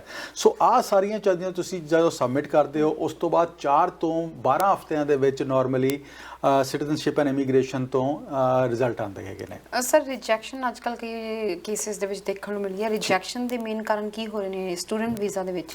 ਤਰਨ ਜੀ, ਰਿਜੈਕਸ਼ਨ ਦੇ ਮੇਨ ਕਾਰਨ ਕਾਫੀ ਸਾਰੇ ਰਿਫਿਊਜ਼ਲ। ਪਹਿਲੀ ਤੇ ਗੱਲ ਹੈ ਕਿ ਜੇ ਅਸੀਂ ਕਵਾਂਗੇ ਕਿ ਇੰਡੀਆ ਦਾ ਇੱਕ ਕੋਟਾ ਹੈਗਾ 2.25 ਲੱਖ ਐਪਲੀਕੈਂਟਸ ਆਣੇ ਹੈਗੇ ਨੇ, ਸੋ ਉਹਨੇ ਕੀ ਆਣੇ ਨੇ। ਜੇ ਅਸੀਂ ਕਵਾਂਗੇ ਕਿ 10 ਲੱਖ ਸਟੂਡੈਂਟ ਆ ਜਾਵੇ, ਉਹ ਸਟੂਡੈਂਟ ਇਕੱਲੇ ਇੰਡੀਆ ਵਾਸਤੇ ਤਾਂ ਕੈਨੇਡਾ ਪੋਸੀਬਲ ਨਹੀਂ ਹੈਗਾ। ਜਦ ਕਿ ਅੱਜ ਦੀ ਤਰੀਕ ਦੇ ਵਿੱਚ ਮੈਕਸਿਮਮ ਇੰਟਰਨੈਸ਼ਨਲ ਸਟੂਡੈਂਟ ਜਿਹੜੇ ਹੈਗੇ ਨੇ ਉਹ ਸੋਰਸ ਕੰਟਰੀ ਜਿਹੜਾ ਮੈਕਸਿਮਮ ਇੰਡੀਆ ਬਣਿਆ ਹੋਇਆ, ਐਂਡ ਇੰਡੀਆ ਦੇ ਵਿੱਚ ਵੀ ਪ੍ਰੋਵਿੰਸ ਜਿਹੜਾ ਹੈਗਾ ਪੰਜਾਬ ਮੈਕਸਿਮਮ ਸੋਰਸ ਪ੍ਰੋਵਿੰਸ ਬਣਿਆ ਹੋਇਆ for Canadian colleges and universities. So ਇੱਕੋ ਚੀਜ਼ ਕਿ ਪਹਿਲੇ ਤਾਂ ਤੁਹਾਨੂੰ ਪਤਾ ਹੋਣਾ ਚਾਹੀਦਾ ਕਿ ਤੁਸੀਂ ਐਪਲੀਕੇਸ਼ਨ ਜਦੋਂ ਪੁੱਟ ਅਪ ਕਰ ਰਹੇ ਹੋ ਉਹ ਕਿਸ ਰੀਜ਼ਨਸ ਵਾਸਤੇ ਕਰ ਰਹੇ ਹੋ, ਤੁਹਾਡੇ ਸਬਮਿਸ਼ਨ ਲੈਟਰ ਬਹੁਤ ਸੋਹਣੇ ਹੋਣੇ ਚਾਹੀਦੇ, ਫਾਈਨੈਂਸ਼ੀਅਲ ਰਿਸੋਰਸਿਸ ਅੱਛੀ ਤਰ੍ਹਾਂ ਹੋਣੇ ਚਾਹੀਦੇ ਨੇ। ਜਿੰਨੀ ਚੰਗੀ ਤਰ੍ਹਾਂ ਤੁਸੀਂ ਆਪਣੇ ties to the home country ਨੂੰ ਪੁੱਟ ਅਪ ਕਰੋਗੇ, ਆਪਣੇ ਫਾਈਨੈਂਸ਼ੀਅਲ ਰਿਸੋਰਸਿਸ ਨੂੰ, ਯੋਰ ਕੈਰੀਅਰ ਗੋਲਸ ਨੂੰ, ਆਫਿਸਰ ਵਾਸਤੇ ਡਿਸੀਜਨ ਲੈਣਾ ਉਹਨਾਂ ਆਸਾਨ ਹੋ ਜਾਏਗਾ। ਜੇ ਕਿਸੇ ਵੀ ਤੁਹਾਡਾ ਕੋਰਸ ਇਸ ਕਾਰਨ ਕਰਕੇ ਤੁਹਾਡਾ ਐਪਲੀਕੇਸ਼ਨ ਰਿਫਿਊਜ਼ ਹੋਈ ਹੈ ਤੇ that means there are still some concerns ਜਿਹੜੇ ਐਡਰੈਸ ਕੀਤੇ ਜਾ ਸਕਦੇ ਨੇ। ਸੋ ਉਹਨਾਂ ਨੂੰ ਐਡਰੈਸ ਕਰੋ, ਐਂਡ ਇੱਕ ਵਾਰੀ ਰਿਫਿਊਜ਼ਲ ਹੋ ਗਈ ਦੈਟ ਡਜ਼ ਨਾਟ ਮੀਨ ਕਿ ਐਪਲੀਕੇਸ਼ਨ ਦੁਬਾਰਾ ਨਹੀਂ ਲੱਗ ਸਕਦੀ। ਮੈਂ ਉਹ ਪੁੱਛਣ ਲੱਗੀ ਸੀ ਕਿ ਜੇ ਇੱਕ ਵਾਰ ਐਪਲੀਕੇਸ਼ਨ ਰਿਫਿਊਜ਼ ਹੋ ਜਾਵੇ ਕਿੰਨੇ ਚਿਰ ਦੀ ਵੇਟ ਕਰਨੀ ਜ਼ਰੂਰੀ ਹੈ, ਤੇ ਕਿਹੜੇ ਡਾਕੂਮੈਂਟਸ ਨੇ ਜਿਹੜੇ ਚੇਂਜ ਕਰਨੇ ਜ਼ਰੂਰੀ ਨੇ? ਕਿਵੇਂ ਪਤਾ ਲੱਗੇ ਕਿ ਰਿਫਿਊਜ਼ਲ ਦਾ ਕਾਰਨ ਕੀ ਸੀ, ਤੇ ਕੀ ਇੱਕ ਵਾਰ ਰਿਫਿਊਜ਼ਲ ਲੱਗੀ ਤਾਂ ਦੂਜੀ ਵਾਰ ਵੀ ਇਹੀ ਹੈ ਕਿ ਰਿਫਿਊਜ਼ਲ ਦਾ ਹੀ ਸਾਹਮਣਾ ਕਰਨਾ ਪਏਗਾ?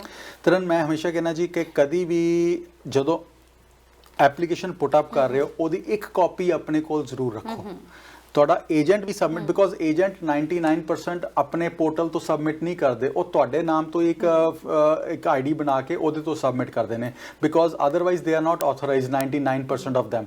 ਸੋ ਜਾਂ ਤਾਂ ਕਿਸੇ ਜਿਹੜੇ IRCC ਮੈਂਬਰਸ ਹੈਗੇ ਨੇ ਉਹਨਾਂ ਨਾਲ ਐਪਲੀਕੇਸ਼ਨ, ਉਹਨਾਂ ਨੂੰ ਕੰਸਲਟੈਂਸੀ ਲਓ, ਜਾਂ law society of upper Canada ਦੇ ਮੈਂਬਰਸ ਹੈਗੇ ਨੇ, ਜਾਂ ਸਿਟੀਜ਼ਨਸ਼ਿਪ ਇਮੀਗ੍ਰੇਸ਼ਨ ਕਾਲਜ ਦੇ ਜਿਹੜੇ ਕੰਸਲਟੈਂਟਸ ਹੈਗੇ ਨੇ ਉਹਨਾਂ ਨਾਲ ਬੈਠ ਕੇ, ਰੈਗੂਲੇਟਡ ਕੰਸਲਟੈਂਟਸ ਨਾਲ ਬੈਠ ਕੇ ਬਿਕੋਜ਼ ਉਹ ਆਪਣੀ ਸਬਮਿਸ਼ਨਸ ਆਪਣੀ ਰਿਪਰੈਜ਼ੈਂਟੇਸ਼ਨ ਦੇ ਅੰਡਰ ਤੁਹਾਡੀ ਸਬਮਿਟ ਕਰ ਸਕਦੇ ਨੇ।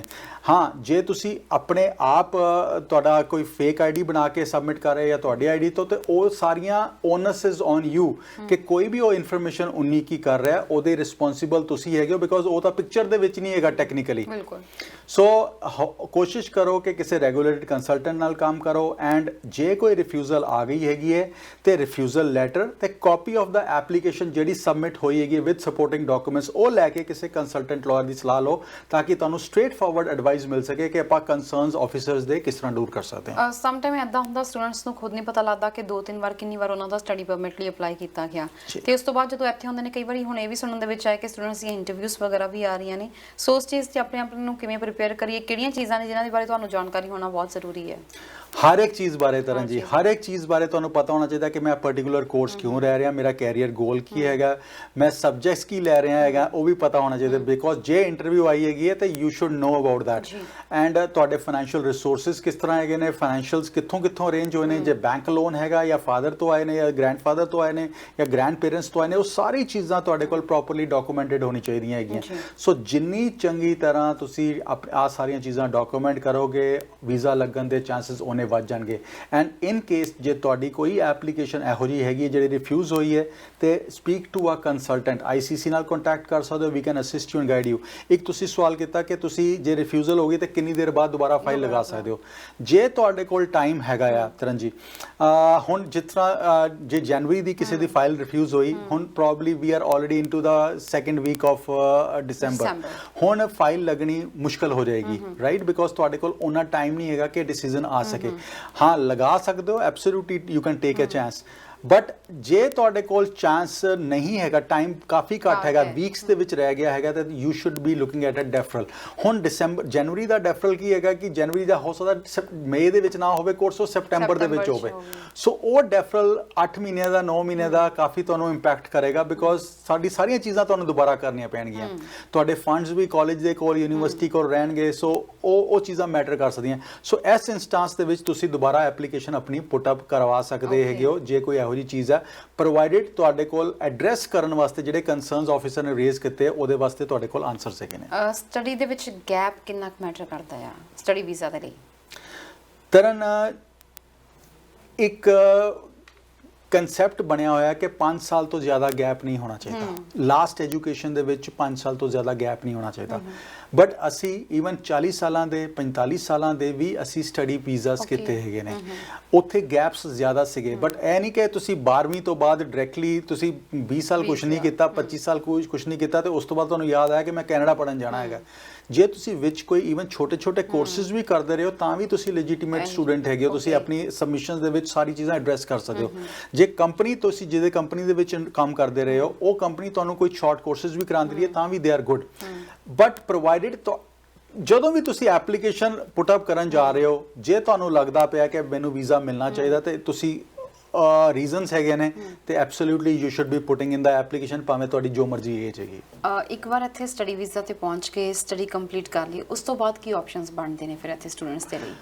ਤਰਨ, ਹੁਣ ਇੱਕ ਤੇ ਪਹਿਲੀ ਗੱਲ ਤਾਂ ਜਿਹੜੇ ਸਟੂਡੈਂਟਸ ਆ ਰਹੇ ਨੇ ਜਿਹੜੇ ਮੈਰਿਡ ਨਹੀਂ ਹੈਗੇ ਉਹ ਤਾਂ ਆਪਣੀ ਵੀਜ਼ਾ ਲੈਣਗੇ, ਬਟ ਇਨ ਕੇਸ ਜੇ ਉਸ ਤੋਂ ਬਾਅਦ ਉਹਨਾਂ ਦੀ ਮੈਰਿਜ ਹੁੰਦੀ ਤੇ ਸਪਾਊਸ ਵੀ ਉਹਨਾਂ ਦੇ ਡਿਪੈਂਡੈਂਟ ਵੀਜ਼ਾਸ ਤੇ ਆ ਜਾਂਦੇ ਨੇ।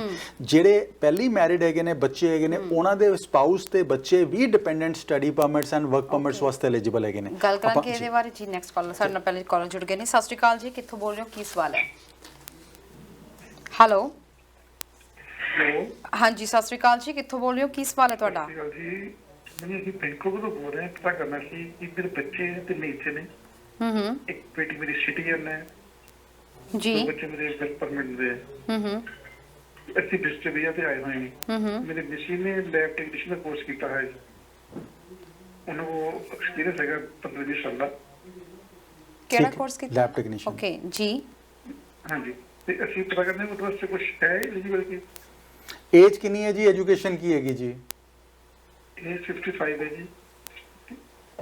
ਤੇ ਐਜੂਕੇਸ਼ਨ ਸਰ? ਇਹ ਉਹਨੇ ਹਾਇਰ ਸੈਕੰਡਰੀ ਕੀਤੀ ਹੈ ਜੀ, ਹਾਇਰ ਸੈਕੰਡਰੀ ਨਾਲ ਲੈਬ ਟੈਕਨੀਸ਼ੀਅਨ ਦਾ ਕੋਰਸ ਹੈ 2 ਸਾਲ ਦਾ। ਠੀਕ ਹੈ ਜੀ, ਠੀਕ ਹੈ ਜੀ, ਤੁਸੀਂ ਟੀਵੀ ਸਕਰੀਨ ਤੇ ਆਨਸਰ ਸੁਣ ਸਕਦੇ ਹੋ। ਥੈਂਕ ਯੂ ਸੋ ਮਚ, ਤੁਸੀਂ ਪ੍ਰੋਗਰਾਮ 'ਚ ਕਾਲ ਕੀਤੀ ਹੈ ਜੀ। ਜੀ ਸਰ, ਹੁਣ ਤਰਨ ਜਦੋਂ ਏਜ ਕਿਸੇ ਵੀ ਐਪਲੀਕੈਂਟ ਦੀ 55 ਕ੍ਰਾਸ ਕਰ ਗਈ ਵਰਕ ਪਰਮਿਟ ਤਾਂ ਲੈਣ ਦੇ ਵਿੱਚ ਕੋਈ ਪ੍ਰੋਬਲਮ ਨਹੀਂ ਹੈਗੀ, ਪ੍ਰੋਵਾਈਡਡ EMPLOYER ਉਹਨਾਂ ਨੂੰ ਮਿਲ ਜਾਵੇ। ਅੱਜ ਦੀ ਤਰੀਕ ਦੇ ਵਿੱਚ ਤਾਂ ਵੈਸੇ ਵੀ ਪਬਲਿਕ ਪਾਲਿਸੀ ਚੱਲ ਰਹੀ ਹੈਗੀ ਹੈ ਕਿ ਜੋ ਵੀ ਵਿਜ਼ਟਰ ਤੇ ਆਇਆ ਜੇ ਉਹਨਾਂ ਨੂੰ LMIA ਮਿਲਦਾ ਤੇ ਦੇਰ are very good chances, over 99% chances ਕਿ ਉਹਨਾਂ ਨੂੰ ਵਰਕ ਪਰਮਿਟ ਗ੍ਰਾਂਟ ਹੋ ਜਾਏਗਾ। ਸੋ ਆ ਪਬਲਿਕ ਪਾਲਿਸੀ ਦਾ ਫਾਇਦਾ ਤੁਸੀਂ ਲੈ ਸਕਦੇ ਹੋ। ਹੁਣ ਆ ਤਾਂ ਹੋ ਗਿਆ ਤੁਹਾਡਾ ਸਟੇਟਸ ਲੈਣ ਦੀ ਗੱਲ। ਦੂਜੀ ਗੱਲ ਹੈਗੀ ਹੈ ਕਿ ਤੁਸੀਂ ਜੇ ਇਮੀਗ੍ਰੇਸ਼ਨ ਲੈਣਾ ਚਾਹੁੰਦੇ ਹੋ, ਹੁਣ ਇਮੀਗ੍ਰੇਸ਼ਨ ਗ੍ਰੇਡ 12 ਤੇ ਡਿਪਲੋਮੇ ਦੇ ਨਾਲ it may not be possible, it may be possible only under provincial nominee programme.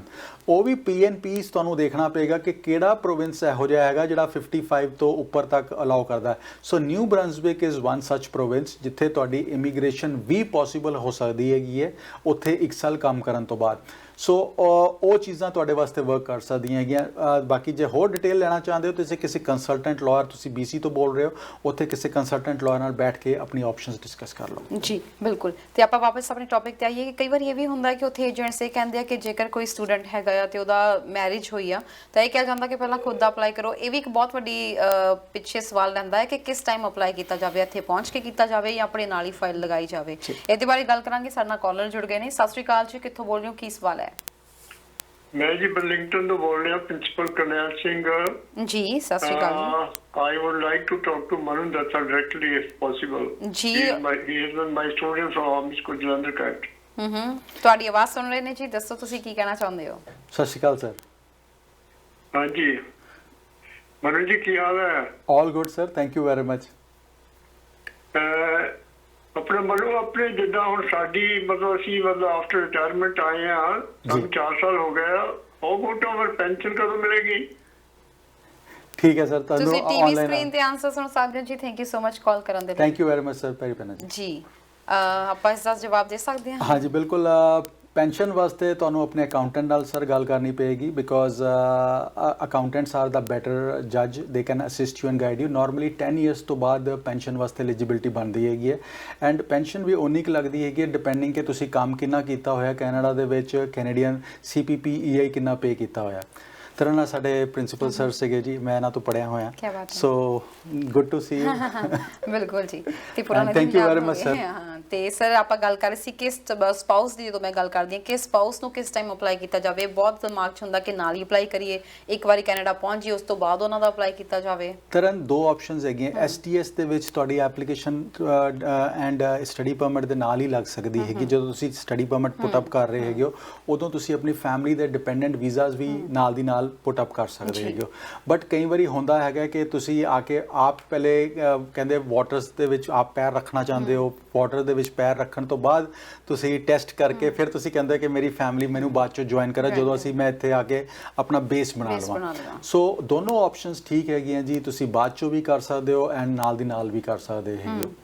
ਜੇ ਤੁਹਾਡੇ ਕੋਲ ਰਿਸੋਰਸਿਸ ਹੈਗੇ ਨੇ, ਫਾਈਨੈਂਸ਼ੀਅਲੀ ਤੁਸੀਂ ਕੈਪੇਬਲ ਹੈਗੇ ਹੋ, ਈਵਨ ਫਸਟ ਇਨਸਟੈਂਸ ਦੇ ਵਿੱਚ ਕਿ ਮੇਰੇ ਕੋਲ ਇਨਫ ਰਿਸੋਰਸਿਸ ਆਪਣੀ ਫੈਮਿਲੀ ਨੂੰ ਵੀ ਸੈਟਲ ਕਰਨ ਦੇ, ਤੇ ਉਹ ਵੀ ਚੀਜ਼ਾਂ ਪੋਸੀਬਲ ਹੈਗੀਆਂ ਜੀ। ਬਿਲਕੁਲ ਜੀ। ਤੇ ਸਰ ਮੈਂ ਪੁੱਛ ਰਹੀ ਸੀ ਕਿ ਜਦੋਂ ਇੱਥੇ ਪਹੁੰਚ ਜਾਂਦੇ ਉਸ ਤੋਂ ਬਾਅਦ ਆਪਸ਼ਨਸ ਕੀ ਬਚਦੇ ਨੇ ਸਟੂਡੈਂਟਸ ਦੇ ਕੋਲ? ਸਟੱਡੀ ਕੰਪਲੀਟ ਕਰਕੇ ਫਿਰ ਕੀ ਆਪਸ਼ਨਸ ਹੁੰਦੇ ਆ ਤੇ ਕੈਨੇਡਾ ਦੀ PR ਤੱਕ ਦਾ ਰਾਹ ਕਿੰਨਾ ਔਖਾ ਆ? ਤਰਨ ਜੀ, ਅੱਜ ਦੀ ਤਰੀਕ ਦੇ ਵਿੱਚ ਇੰਟਰਨੈਸ਼ਨਲ ਸਟੂਡੈਂਟਸ ਨੂੰ ਕੈਨੇਡਾ ਚਾਹੁੰਦਾ ਹੈ ਕਿ maximum number of international students ਸਾਡੇ ਕੋਲ ਆਉਣ ਐਂਡ ਉਹਨਾਂ ਨੂੰ they are the best source of permanent residents immigrants as well for Canada because Canada ਜੇ ਅੱਜ ਦੀ ਤਰੀਕ ਦੇ ਵਿੱਚ 5 ਲੱਖ immigrants ਨੂੰ ਟਾਰਗੇਟ ਕਰ ਰਿਹਾ। we are looking at 500,000 permanent residents every single year ਤੇ ਸਾਨੂੰ ਇੰਟਰਨੈਸ਼ਨਲ ਸਟੂਡੈਂਟਸ ਵੀ ਉਹਦੇ ਵਿੱਚ ਬੜਾ ਅਹਿਮ ਰੋਲ ਪਲੇ ਕਰਦੇ ਨੇ because international students the age ਕਿੰਨੀ ਹੈਗੀ ਜੀ? 20 ਸਾਲ 22 ਸਾਲ 23 ਸਾਲ 24 ਸਾਲ 25 ਸਾਲ ਇਸ ਏਜ ਦੇ ਵਿੱਚ ਨਾਰਮਲੀ ਸਾਰੇ ਸਟੂਡੈਂਟਸ ਹੈਗੇ ਨੇ।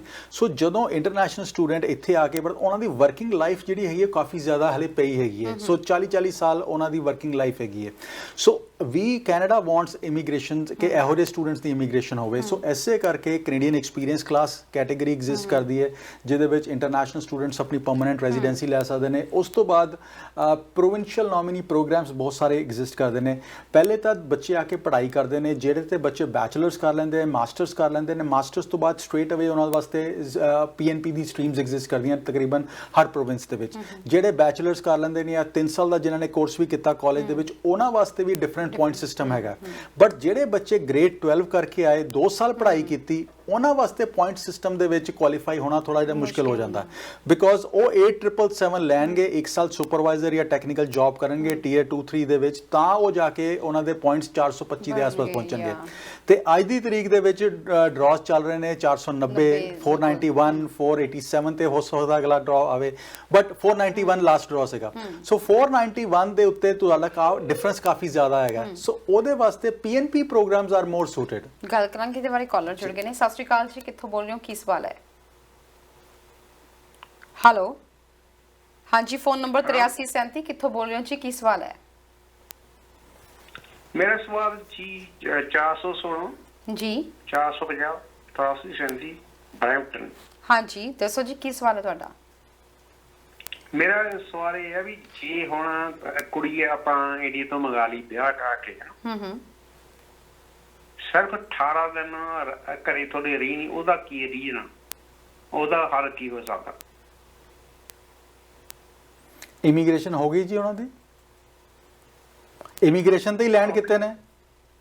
ਪੀਆਰ, ਹਾਂਜੀ ਪੀਆਰ ਆਈ ਆ। ਠੀਕ ਹੈ ਜੀ, ਤੁਸੀਂ ਟੀਵੀ ਸਕਰੀਨ ਤੇ ਆਨਸਰ ਸੁਣ ਸਕਦੇ ਹੋ ਜੀ। Thank you so much programme 'ਚ ਕਾਲ ਕਰਨ ਦੇ ਲਈ। ਜੀ ਸਰ, ਇਹ ਬੜਾ ਟਿਪੀਕਲ ਕੁਐਸਚਨ ਹੈਗਾ। ਤੁਹਾਨੂੰ ਯਾਦ ਹੋਏਗਾ ਕਿ ਲਾਸਟ ਗਵਰਨਮੈਂਟ ਇੱਕ ਰੂਲ ਲੈ ਕੇ ਆਈ ਸੀਗੀ ਕਿ ਪਹਿਲੇ ਟੈਂਪਰੇਰੀ ਪਰਮਨੈਂਟ ਰੈਜ਼ੀਡੈਂਸੀ ਦਿੱਤੀ ਜਾਏਗੀ, ਉਸ ਤੋਂ ਬਾਅਦ 2 ਸਾਲ ਦੀ 3 ਸਾਲ ਦੀ ਕੋਹੈਬਿਸ਼ਨ ਦੇਖੀ ਜਾਏਗੀ, ਉਹ ਕੋਹੈਬਿਟ ਕਰਨਗੇ, ਫਿਰ ਉਹਦੀ ਪਰਮਨੈਂਟ ਰੈਜ਼ੀਡੈਂਸੀ ਉਹਨੂੰ ਉਹ ਕੰਡੀਸ਼ਨਸ ਜਿਹੜੀਆਂ ਉਹ ਰਿਮੂਵ ਕੀਤੀਆਂ ਜਾਣਗੀਆਂ। ਬਟ ਅਨਫੋਰਚੂਨੇਟਲੀ ਉਹ ਰੂਲ ਬਹੁਤੀ ਦੇਰ ਚੱਲਿਆ ਨਹੀਂ ਬਿਕੋਜ਼ ਲੋਕਾਂ ਨੇ ਇਸ਼ੂਜ਼ ਰੇਜ਼ ਕੀਤੇ ਤੇ ਉਹ ਰੂਲ ਖਤਮ ਕਰਨਾ ਪੈ ਗਿਆ ਗਵਰਨਮੈਂਟ ਨੂੰ, ਕਰੰਟ ਗਵਰਨਮੈਂਟ ਨੇ ਖਤਮ ਕਰ ਦਿੱਤਾ ਸੀਗਾ।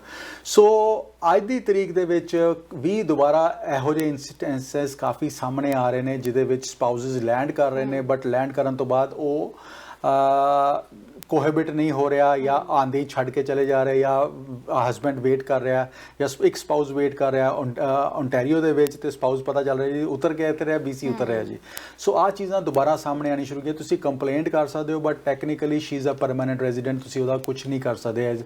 ਐਪਲੀਕੇਸ਼ਨ ਤੁਸੀਂ ਆਪਣੀ ਉਹਦੀ ਡਿਟੇਲਸ ਜੋ ਵੀ ਸਬਮਿਟ ਕਰ ਸਕਦੇ ਹੋ and you can mention all the fraud and all the things that have happened, but technically immigration Canada will be the one, they will be the ones who will be taking the decisions। ਬਿਲਕੁਲ, ਮਤਲਬ ਕਿ ਸਿਰਫ ਸ਼ਿਕਾਇਤ ਕੀਤੀ ਜਾ ਸਕਦੀ ਹੈ, ਬਾਕੀ ਇਮੀਗ੍ਰੇਸ਼ਨ ਵਿਭਾਗ ਦਾ ਕੰਮ ਹੈ। ਸੋ ਆਪਾਂ ਸਟੂਡੈਂਟਸ ਦੇ ਨਾਲ ਥੋੜਾ ਜਿਹਾ ਅੱਗੇ ਵੀ ਵਧਦੇ ਹਾਂ ਕਿਉਂਕਿ ਸਮਾਂ ਆਪਣਾ ਇਜਾਜ਼ਤ ਲੈਣ ਵੱਲ ਨੂੰ ਅੱਗੇ ਵਧ ਰਿਹਾ ਵਾ। ਸਟੂਡੈਂਟਸ ਦੇ ਆਪਸ਼ਨਸ ਤਾਂ ਤੁਸੀਂ ਦੱਸੇ ਕਿ ਜਿਹੜੇ ਗ੍ਰੇਡ 12 ਕਰਕੇ ਆਉਂਦੇ ਨੇ ਉਹਨਾਂ ਦੇ ਲਈ PNP ਇੱਕ ਬੈਟਰ ਆਪਸ਼ਨ ਹੋ ਸਕਦਾ ਆ, ਪਰ ਉਸ ਤੋਂ ਬਾਅਦ ਜੇਕਰ ਇਸ ਵਕਤ ਗੱਲ ਕੀਤੀ ਜਾਵੇ, ਕਹਿੰਦੇ ਜਿਹੜੇ ਟੈਂਪਰੇਰੀ ਵਰਕਰਸ ਇਸ ਵਕਤ ਕੈਨੇਡਾ ਵਿੱਚ ਹੈਗੇ ਨੇ ਉਹਨਾਂ ਦੇ ਸਪਾਊਸਸ ਦੇ ਉੱਤੇ ਇਸ ਵਕਤ ਕੈਨੇਡਾ ਇਮੀਗ੍ਰੇਸ਼ਨ ਮਿਹਰਬਾਨ ਹੋ ਰਿਹਾ ਵਾ ਤੇ ਕਹਿੰਦੇ ਉਹਨਾਂ ਲਈ ਕੁਝ ਆਪਸ਼ਨਸ ਦਿੱਤੇ ਜਾ ਰਹੇ ਨੇ। ਬਿਲਕੁਲ ਤਰਨ ਜੀ, ਰੀਸੈਂਟ ਅਨਾਉਂਸਮੈਂਟ ਹੀ ਐਸੇ ਵੀਕ ਦੀ ਅਨਾਉਂਸਮੈਂਟ ਆਈ ਹੈ ਸਾਡੇ ਇਮੀਗ੍ਰੇਸ਼ਨ ਮਿਨਿਸਟਰ ਸੀਨ ਫਰੇਜ਼ਰ ਵੱਲੋਂ, ਐਂਡ ਅਨਾਉਂਸਮੈਂਟ ਕੀ ਹੈਗੀ ਜੀ ਕਿ ਉਹਨਾਂ ਨੇ ਕਿਹਾ ਕਿ ਅਸੀਂ 3 ਫੇਜ਼ਸ ਦੇ ਵਿੱਚ ਇੱਕ ਪ੍ਰੋਗਰਾਮ ਲਾਂਚ ਕਰਨ ਜਾ ਰਹੇ ਹੈਗੇ ਹਾਂ, ਜਿਹਦੇ ਵਿੱਚ ਬਿਕੋਜ਼ ਕੈਨੇਡਾ ਅਸੀਂ ਇੱਕ ਪਾਸੇ ਕਹਿ ਰਹੇ ਹਾਂ ਕਿ ਕੈਨੇਡਾ ਦੇ ਵਿੱਚ ਇਸ ਟਾਈਮ ਤੇ ਜੌਬ ਓਪਨਿੰਗਸ ਕਾਫੀ ਜ਼ਿਆਦਾ ਹੈਗੀਆਂ, 1 ਮਿਲੀਅਨ ਦੇ ਆਸ-ਪਾਸ ਜੌਬ ਓਪਨਿੰਗਸ ਸਾਡੇ ਕੋਲ ਕੈਨੇਡਾ ਦੇ ਵਿੱਚ ਹੈਗੀਆਂ। ਸੋ ਸਾਡੇ ਕਾਫੀ ਸਾਰੇ ਬਿਜ਼ਨੈਸਿਸ ਆਪਣੇ ਆਪ ਨੂੰ ਗਰੋ ਨਹੀਂ ਕਰ ਪਾ ਰਹੇ ਇਕਨੋਮਿਕਲੀ, ਉਹ ਲੇਬਰ ਸ਼ਾਰਟੇਜਸ ਕਰਕੇ। ਸੋ ਉਹਨੂੰ ਆਫਸੈਟ ਕਰਨ ਵਾਸਤੇ ਇੱਕ ਨਵਾਂ ਇੱਕ ਆਈਡੀਆ ਲਿਖਿਆ ਗਿਆ ਕਿ ਜਿੰਨੇ ਵੀ ਦੋਸਤ ਜਿੰਨੇ ਵੀ ਇੰਟਰਨੈਸ਼ਨਲ ਸਟੂਡੈਂਟਸ ਜਾਂ ਵਰਕਰਸ ਕੈਨੇਡਾ ਦੇ ਵਿੱਚ ਕੰਮ ਕਰ ਰਹੇ ਨੇ ਜਾਂ ਜੌਬ ਕਰ ਰਹੇ ਨੇ, ਉਹ ਸਾਰੇ ਆਪਣੇ ਸਪਾਊਸਸ ਦਾ ਵਰਕ ਪਰਮਿਟ ਅਪਲਾਈ ਕਰ ਸਕਦੇ ਹੈਗੇ ਨੇ। ਸੋ ਹੁਣ 3 ਫੇਜ਼ ਰੱਖੇ ਗਏ ਨੇ। ਪਹਿਲੀ ਫੇਜ਼ ਦੇ ਵਿੱਚ ਤਾਂ ਉਹ ਹੈਗੇ ਨੇ ਜਿਨ੍ਹਾਂ ਦੇ ਹਾਈ ਵੇਜਸ ਹੈਗੇ ਨੇ, ਜਿਨ੍ਹਾਂ ਦੇ ਇੰਟਰਨੈਸ਼ਨਲ ਮੋਬਿਲਿਟੀ ਸਟਰੀਮ ਦੇ ਵਿੱਚ ਆਏ ਨੇ, ਉਹ ਤਾਂ ਪਹਿਲੇ ਹੀ ਕੁਆਲੀਫਾਈ ਕਰ ਰਹੇ ਨੇ ਉਹਨਾਂ ਦੇ ਸਪਾਊਸਸ। ਸੋ ਉਹਦੇ ਵਿੱਚ ਕੀ ਅਮੈਂਡਮੈਂਟ ਕੀਤੀ ਜਾ ਰਹੀ ਹੈ, ਟਾਈਮ ਵਿਲ ਟੈਲ। ਐਂਡ ਜਨਵਰੀ ਦੇ ਵਿੱਚ ਐਕਸਪੈਕਟਡ ਹੈਗਾ ਕਿ ਫਸਟ ਫੇਜ਼ ਬਾਰੇ ਇਨਫੋਰਮੇਸ਼ਨ ਆਏਗੀ। ਫੇਜ਼ 2 ਕੀਤਾ ਜਾ ਰਿਹਾ ਕਿ ਜਿਹੜੇ ਲੋ ਵੇਜਸ ਵਰਕ LMIA ਦੇ ਉੱਤੇ ਹੈਗੇ ਨੇ, ਉਹ ਵਰਕ ਪਰਮਿਟਸ ਹੈਗੇ ਨੇ, ਉਹਨਾਂ ਦੇ ਸਪਾਊਸਸ ਆ ਸਕਣਗੇ।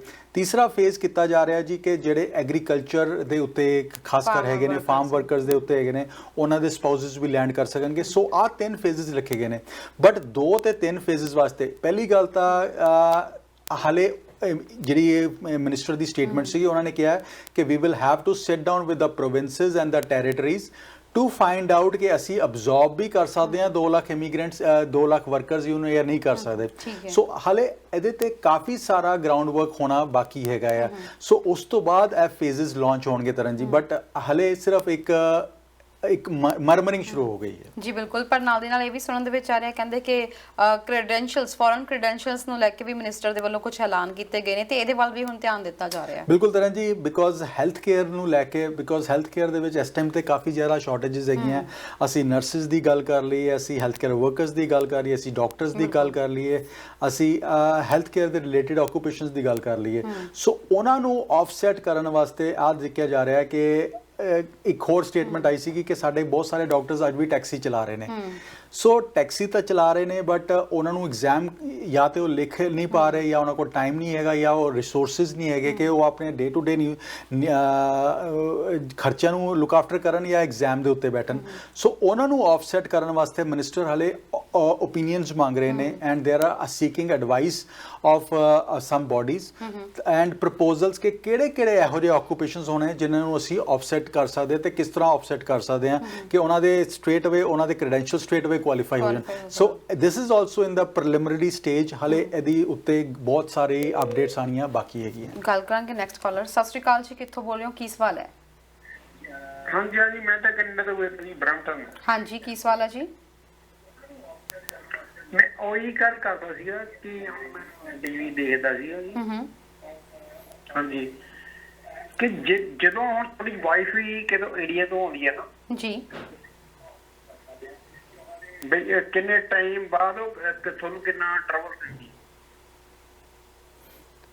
ਸਵਾਲ ਰਿਲੇਟਡ ਸਵਾਲ ਹੈਗਾ ਜੀ। ਠੀਕ ਹੈ ਜੀ, ਤੁਸੀਂ ਟੀਵੀ ਸਕਰੀਨ ਤੇ ਆਨਸਰ ਸੁਣ ਸਕਦੇ ਹੋ। ਥੈਂਕ ਯੂ ਸੋ ਮਚ, ਤੁਸੀਂ ਪ੍ਰੋਗਰਾਮ 'ਚ ਕਾਲ ਕੀਤੀ ਹੈ ਜੀ। Thank you. ਸਪਾਊਜ਼ਲ ਦੇ ਬਾਰੇ ਗੱਲ ਕਰ ਰਹੇ ਸੀ, ਅਸੀਂ ਸਪਾਊਜ਼ਲ ਬਾਰੇ ਗੱਲ ਕਰ ਹੀ ਚੁੱਕੇ ਹਾਂ ਜੀ। ਜੀ ਬਿਲਕੁਲ। ਤੇ ਸਰ ਆਪਾਂ ਨਾਲ ਦੀ ਨਾਲ ਆਪਾਂ ਗੱਲ ਕਰ ਰਹੇ ਸੀਗੇ ਜਿਹੜੀ ਇਸ ਵਕਤ ਇਹਦੇ ਨਾਲ ਇੱਕ ਹੋਰ ਵੀ ਆਇਆ ਕਿ ਇੰਡੋ ਪੈਸੀਫਿਕ ਦੇ ਨਾਲ ਉਹਨਾਂ ਨੇ ਕਿਹਾ ਕਿ ਆਪਣੇ ਟਾਈਜ਼ ਨੂੰ ਹੋਰ ਸਟਰੋਂਗ ਕਰਨਗੇ ਤੇ 4 ਕੰਟਰੀਜ਼ ਦਾ ਮੇਨ ਨਾਮ ਲਿਆ ਗਿਆ ਤੇ ਕੀਤਾ ਜਾ ਰਿਹਾ ਕਿ ਸ਼ਾਇਦ ਵੀਜ਼ਾ ਪ੍ਰੋਸੈਸ ਵੀ ਥੋੜਾ ਛੇਤੀ ਕੀਤਾ ਜਾਵੇਗਾ ਇਹਨਾਂ ਕੰਟਰੀਜ਼ ਦੇ ਨਾਲ। ਤਰਨ ਜੀ, ਇੰਡੋ ਪੈਸੀਫਿਕ ਕਿਹੜੀ ਕੰਟਰੀਜ਼ ਹੋ ਗਈਆਂ ਜੀ? ਫਿਲੀਪੀਨਸ ਹੋ ਗਈ, ਇੰਡੀਆ ਹੋ ਗਈ, ਚਾਈਨਾ ਹੋ ਗਈ, ਪਾਕਿਸਤਾਨ ਹੋ ਗਿਆ, ਇਹ ਕੰਟਰੀਜ਼ ਹੋ ਗਈ। ਸੋ ਅੱਜ ਦੀ ਤਰੀਕ ਦੇ ਵਿੱਚ maximum source country to Canada is India. Even ਅਸੀਂ ਚਾਈਨਾ ਨੂੰ ਵੀ ਓਵਰਟੇਕ ਕਰ ਗਏ ਹੋਏ ਹਾਂ, ਭਾਵੇਂ ਅਸੀਂ ਇੰਟਰਨੈਸ਼ਨਲ ਸਟੂਡੈਂਟਸ ਦੀ ਗੱਲ ਕਰ ਲਈਏ, ਅਸੀਂ ਵਿਜ਼ਟਰਸ ਦੀ ਗੱਲ ਕਰ ਲਈਏ, ਅਸੀਂ ਇਨਵੈਸਟਰਸ ਦੀ ਗੱਲ ਕਰ ਲਈਏ, ਅਸੀਂ ਵਰਕਰਸ ਦੀ ਗੱਲ ਕਰ ਲਈਏ, in every field India is overtaken everybody. So India ਤੋਂ ਜਿਹੜੀ ਦਿੱਲੀ ਕਾਉਂਸਲੇਟ ਹੈਗੀ ਹੈ, ਚੰਡੀਗੜ੍ਹ ਕਾਉਂਸਲੇਟ ਹੈਗੀ ਹੈ, ਉਹਦੇ ਵੀਜ਼ਾ ਪ੍ਰੋਸੈਸਿੰਗ, ਇਸਲਾਮਾਬਾਦ ਨਵੀਂ ਕਾਉਂਸਲੇਟ ਹੁਣੇ ਸੈਟਅਪ ਕੀਤੀ ਗਈ ਹੈ, ਬੀਜਿੰਗ ਦੀ ਤੇ ਫਿਲੀਪੀਨਸ ਦੀ।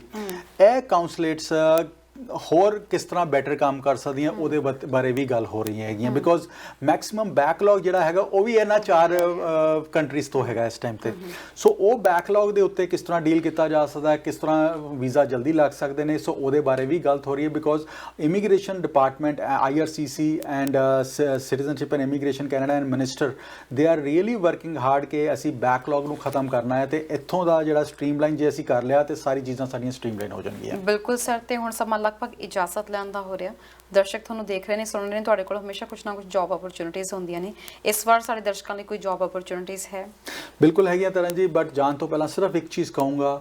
ਪਹਿਲੀ ਗੱਲ ਤਾਂ ਇੰਟਰਨੈਸ਼ਨਲ ਸਟੂਡੈਂਟ, ਜੇ ਤੁਸੀਂ ਇੰਟਰਨੈਸ਼ਨਲ ਸਟੂਡੈਂਟ ਦੇ ਤੌਰ ਤੇ ਆਉਣਾ ਚਾਹੁੰਦੇ ਹੈਗੇ ਹੋ and you looking for seeking admissions in Canada May session ਵਾਸਤੇ, ਤੇ ਸਾਡੇ ਕੋਲ ਕੁਝ ਕਮਿਊਨਿਟੀ ਕਾਲਜ ਇਹੋ ਜਿਹੇ ਹੈਗੇ ਨੇ ਜਿੱਥੇ ਅਸੀਂ ਤੁਹਾਨੂੰ 2 ਵੀਕਸ ਦੇ ਅੰਦਰ ਐਡਮਿਸ਼ਨ ਆਫਰ ਲੈਟਰਸ ਲੈ ਕੇ ਦੇ ਸਕਦੇ ਹਾਂ। ਉਹਦੇ ਵਾਸਤੇ you will have to provide us with the entire documentations. ਪਹਿਲਾਂ ਤਾਂ ਆ ਗੱਲ ਹੋ ਗਈ। ਦੂਸਰੀ ਚੀਜ਼ ਹੋ ਗਈ ਜੀ, ਇਸ ਟਾਈਮ ਤੇ ਜਿੰਨੇ ਵੀ ਇੰਟਰਨੈਸ਼ਨਲ ਸਟੂਡੈਂਟ ਇਸ ਟਾਈਮ ਪੜ੍ਹ ਰਹੇ ਨੇ, ਗ੍ਰੇਡ 12 ਕਰਕੇ ਆਏ ਨੇ, ਦੇ should be very seriously looking at ਕਿ ਮੈਂ ਜਿਹੜੇ ਵੀ ਇੰਪਲੋਇਰ ਨਾਲ ਕੰਮ ਕਰ ਰਿਹਾ ਪੂਰੀ ਸਿੰਸੀਅਰਿਟੀ ਐਂਡ ਓਨੈਸਟੀ ਨਾਲ ਕੰਮ ਕਰਾਂ, ਤਾਂ ਕਿ ਕੱਲ ਨੂੰ ਮੈਂ ਜਦੋਂ PR ਲੈਣੀ ਹੈਗੀ ਹੈ, ਬਿਕੋਜ਼ ਇੱਕ ਪੋਜੀਸ਼ਨ ਜੇ ਇੰਪਲੋਇਰ ਕੋਲ ਹੈਗੀ ਹੈ ਤੇ 4 ਬੱਚੇ ਕੰਪੀਟ ਕਰਨ ਵਾਲੇ ਵੀ ਹੈਗੇ ਨੇ, ਤਾਂ ਤੁਸੀਂ ਕੰਪੀਟ ਇਸ ਤਰ੍ਹਾਂ ਕਰਨਾ ਹੈ ਕਿ ਤੁਸੀਂ ਸਾਰੀਆਂ ਰਿਸਪੌਂਸਿਬਿਲਿਟੀਜ਼ ਲੈਣ ਵਾਸਤੇ ਤਿਆਰ ਹੋਣੇ ਚਾਹੀਦੇ ਹੋ। ਇੰਪਲੋਇਰ ਨਾਲ ਸਿੰਸੀਅਰਿਟੀ ਨਾਲ ਕੰਮ ਕਰੋ ਐਂਡ ਇੰਪਲੋਇਰ ਆਪਣੇ ਆਪ ਤੁਹਾਨੂੰ ਸਪੋਰਟ ਕਰੇਗਾ towards LMIA and PNP। Tarn ਇੱਕ ਅੱਜ ਚੀਜ਼ ਹੋਰ ਹੋਈ ਹੈ ਕਿ ਅੱਜ ਇੰਟਰਸਟ ਰੇਟ ਹੋਰ ਕੈਨੇਡਾ ਦਾ ਵਧਿਆ ਹੈਗਾ, ਸੋ ਇਹਦੇ ਕਰਕੇ ਵੀ ਅੱਗੇ ਆਉਣ ਵਾਲੇ 4-6 ਮਹੀਨੇ ਕਾਫੀ ਟਫ ਹੋਣ ਵਾਲੇ ਨੇ ਜੌਬ ਮਾਰਕੀਟ ਵਾਸਤੇ। ਐਂਡ ਰੀਸੈਂਟਲੀ Amazon ਕੈਨੇਡਾ ਨੇ ਵੀ, ਬ੍ਰੈਂਪਟਨ ਨੇ ਵੀ ਅਪਡੇਟਸ ਦਿੱਤੀਆਂ ਕਿ ਉਹ they will be laying off around 10,000 workers. So ਉਹਦਾ ਰਿਪਲ ਇਫੈਕਟ ਵੀ ਆਣਾ ਹੈਗਾ। ਸੋ ਉਹਦੇ ਨਾਲ ਜੌਬ ਮਾਰਕੀਟ ਦੇ ਵਿੱਚ ਬਹੁਤ ਸਾਰੇ ਵੈਕੈਂਸੀਜ਼ ਹੋ EMPLOYEES ਹੋ ਜਾਣੇ ਹੈਗੇ ਨੇ। ਸੋ ਜਿੱਥੇ ਕੰਮ ਕਰ ਰਹੇ ਹੋ ਪੂਰੀ ਸਿੰਸੀਅਰਿਟੀ ਨਾਲ ਕੰਮ ਕਰੋ, ਪੂਰੀ ਓਨੈਸਟੀ ਨਾਲ ਕੰਮ ਕਰੋ, ਨਾ ਆਪਣੇ EMPLOYER ਨੂੰ ਕਹੋ ਕਿ ਤੁਹਾਨੂੰ PR ਵਾਸਤੇ ਸਪਾਂਸਰ ਕਰਨ, ਹੈਲਪ ਕਰਨ। ਜਿਹੜੇ ਬੱਚੇ ਗ੍ਰੇਡ 12 ਕਰਕੇ ਆਏ ਨੇ ਬਰੈਂਪਟਨ ਦਾ, ਓਨਟਾਰੀਓ ਦਾ, ਟੋਰਾਂਟੋ ਦਾ, GTA ਦਾ ਤੇ ਗ੍ਰੇਟਰ ਵੈਂਕੂਵਰ ਏਰੀਆ ਦਾ, ਸਰੀ ਦਾ ਮੋਹ ਛੱਡ ਦਿਓ ਤੇ ਬਾਕੀ ਪ੍ਰੋਵਿੰਸਸ ਦੇ ਵਿੱਚ ਮੂਵ ਹੋ ਕੇ ਹੋਣ ਵਾਸਤੇ ਤਿਆਰ ਹੋ ਜਾਓ ਐਂਡ ਡੂ ਜੌਬਸ ਐਂਡ ਉੱਥੇ PNP ਵਾਸਤੇ ਕੁਆਲੀਫਾਈ ਕਰ ਜਾਓ ਰਾਦਰ ਦੈਨ ਵੇਟਿੰਗ ਹੇਅਰ ਕਿ ਮੈਂ ਮੇਰੀ ਹੋ ਰਹੀ ਹੈ ਕਿਸ ਤਰ੍ਹਾਂ ਹੋਏਗੀ ਮੈਨੂੰ ਸਮਝ ਨਹੀਂ ਆ ਰਿਹਾ। ਗ੍ਰੇਡ 12 ਹੈਗੇ ਨੇ, ਪੁਆਇੰਟਸ ਵੀ ਉਹਨੇ ਨਹੀਂ ਬਣ ਰਹੇ, ਆਈਲੈਟਸ ਵੀ 6 ਤੋਂ ਘੱਟ ਹੈਗੇ ਨੇ, 6 ਹੈਗੇ ਨੇ ਤੇ PR ਤੋਂ ਮੈਂ 400 ਤੋਂ ਥੱਲੇ ਬੈਠਾ ਤੇ ਤੁਹਾਡੇ ਕੋਲ ਆਪਸ਼ਨਸ ਕਲੀਅਰ ਕੱਟ ਹੋਣੀਆਂ ਚਾਹੀਦੀਆਂ ਐਂਡ ਵੇਸਟ ਟਾਈਮ ਨਾ ਕਰੋ ਬਿਕੋਜ਼ ਜਿਹੜਾ ਟਾਈਮ ਨਿਕਲ ਗਿਆ ਉਹ ਦੁਬਾਰਾ ਤੁਹਾਡੇ ਕੋਲ ਟਾਈਮ ਨਹੀਂ ਆਣਾ। ਐਂਡ ਜਿਹੜੇ ਟਰੱਕ ਡਰਾਈਵਰਸ ਹੈਗੇ ਨੇ ਸਾਡੇ ਕੋਲ ਟਰੱਕ ਡਰਾਈਵਿੰਗ ਦੀ ਕਾਫੀ ਓਪਨਿੰਗਸ ਹੈਗੀਆਂ ਇਸ ਟਾਈਮ ਤੇ। ਜੇ ਤੁਹਾਡੇ ਕੋਲ AZ ਲਾਇਸੈਂਸ ਹੈਗਾ ਵਿਦਿਨ ਕੈਨੇਡਾ ਹੈਗੇ ਹੋ and looking for a job ਤੇ ਆਪਣੇ ਡਿਟੇਲ ਸਾਡੇ ਨਾਲ ਸ਼ੇਅਰ ਕਰ ਦਿਓ। we have openings in Ontario as well, Nova Scotia and New Brunswick as well। ਜੀ ਬਿਲਕੁਲ ਸਰ, ਤੁਹਾਡਾ ਨਾਲ ਕੰਟੈਕਟ ਕਰਨਾ ਹੋਵੇ ਕਦੋਂ ਕਿਵੇਂ ਕਿੱਥੇ ਕਰ ਸਕਦੇ? ਤਰਨ ਜੀ ਸਾਡਾ ਈਮੇਲ ID ਹੈਗਾ info@icc'immigration.ca, info@icc'immigration.ca। ਸਾਡਾ ਫੋਨ ਨੰਬਰ ਹੈਗਾ 9054612424। WhatsApp ਨੰਬਰ ਹੈਗਾ 6478509000। ਜੇ ਤੁਸੀਂ ਵਿਦਿਨ ਕੈਨੇਡਾ ਇੰਟਰਨੈਸ਼ਨਲ ਸਟੂਡੈਂਟ ਹੈਗੇ ਹੋ, ਕਿਸੇ ਵੀ ਪ੍ਰੋਵਿੰਸ ਦੇ ਵਿੱਚ ਕੰਮ ਕਰ ਰਹੇ ਹੋ, ਕਿਸੇ ਵੀ ਛੋਟੇ ਟਾਊਨ ਦੇ ਵਿੱਚ ਕੰਮ ਕਰ ਰਹੇ ਹੋ, ਤੁਹਾਡਾ EMPLOYER ਤੁਹਾਨੂੰ LMI ਐਂਡ PNP ਵਾਸਤੇ ਸਪੋਰਟ ਕਰਨ ਵਾਸਤੇ ਤਿਆਰ ਹੈਗਾ ਜਾਂ ਤੁਹਾਨੂੰ ਸਿਰਫ ਅਸੈਸਮੈਂਟ ਵਾਸਤੇ ਹੈਲਪ ਚਾਹੀਦੀ ਹੈ ਤੇ ਫ੍ਰੀ ਕੰਸਲਟੇਸ਼ਨ ਵਾਸਤੇ ਤੁਸੀਂ ICC ਇਮੀਗ੍ਰੇਸ਼ਨ ਤੇ ਕੰਟੈਕਟ ਕਰ ਸਕਦੇ ਹੋ and we will love to help you out there. Thank you so much sir ਸਾਡੇ ਪ੍ਰੋਗਰਾਮ ਚ ਆਉਣ ਲਈ ਤੇ ਜਾਣਕਾਰੀ ਦੇਣ ਲਈ। ਥੈਂਕ ਯੂ ਤਰਨ ਜੀ। ਸੋ ਦੋਸਤੋ, ਹੁਣ ਕੈਨੇਡਾ ਵਿੱਚ ਆਪਣਾ ਭਵਿੱਖ ਦੇਖਣਾ ਚਾਹੁੰਦੇ ਹੋ, ਸੋ ਸਟੂਡੈਂਟ ਲਾਈਫ ਤੋਂ ਲੈ ਕੇ PR ਤੱਕ ਦਾ ਸਫ਼ਰ ਤੈਅ ਕਰਨਾ ਹੈ, ਆਪਣੇ ਆਪਸ਼ਨਸ ਜਾਣਨਾ ਚਾਹੁੰਦੇ ਹੋ, ਤੁਸੀਂ ICC ਇਮੀਗ੍ਰੇਸ਼ਨ ਨੂੰ ਕੰਟੈਕਟ ਕਰ ਸਕਦੇ ਹੋ। ਫਿਲਹਾਲ ਪ੍ਰੋਗਰਾਮ ਦੇਖਣ ਲਈ ਬਹੁਤ ਬਹੁਤ ਧੰਨਵਾਦ। ਦੇਖਦੇ ਰਹੋ ਹਮਦਰਦ TV। ਸਤਿ ਸ਼੍ਰੀ ਅਕਾਲ।